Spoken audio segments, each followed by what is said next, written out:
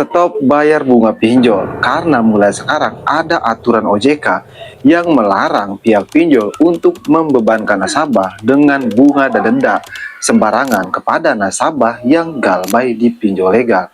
Nah, yang paling mengejutkannya, banyak di luar sana nasabah tidak tahu aturan ini. Sehingga banyak dari mereka yang panik, banyak dari mereka yang buru-buru bayar.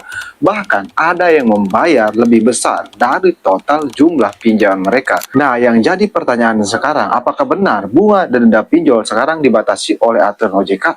Atau kita hanya boleh membayar pokoknya aja? Di video kali ini saya akan bongkar satu aturan OJK yang harus kamu tahu. Tapi jangan di-skip-skip. Kenapa? Supaya kamu paham dan mengerti apa yang saya sampaikan. Cuman sebelum ke pembahasannya, buat kamu yang bergabung ke grup WA Kang Galbay, itu linknya ada di deskripsi video ini, kamu bisa langsung klik saja. Grup WA Kang Galbay itu gratis, tidak ada biaya apapun. Tapi jangan lupa subscribe channel ini. Nah, kamu bisa lihat sendiri ya, di sini saya Galbay di pinjol rupiah cepat nih ya.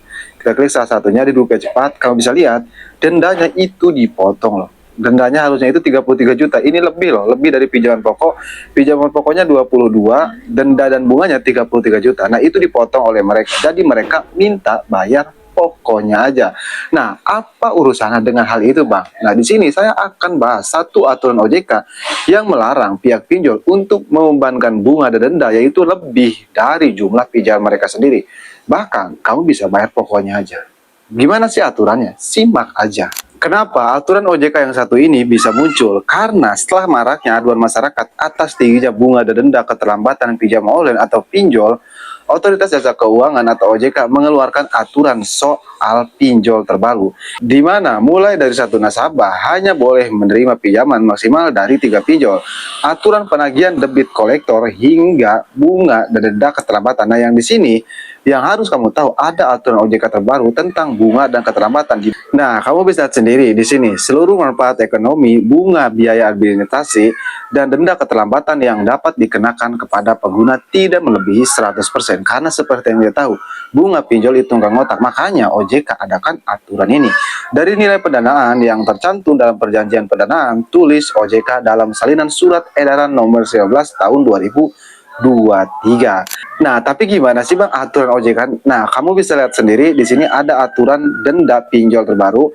Untuk yang pertama yaitu sebesar 0,1% atau 0,1% dari nilai bagi debit pendanaan yang berlaku selama 2 tahun sejak 1 Januari 2024. Dan sebesar 0,067% atau 0,67% per hari kalender dari nilai bagi debit pendanaan yang berlaku sejak 1 Januari 2026. Kamu bisa lihat sendiri, sekarang bunga denda pinjaman online itu turun drastis loh. Dimana kan sebelumnya 0,3,5% bahkan mencapai 3% di tahun 2024. Sekarang itu jauh lebih turun loh. Nah, kenapa hal ini terjadi? Kenapa OJK mengadakan aturan ini? Karena seperti yang kita tahu, bunga denda pinjol itu nggak ngotak loh.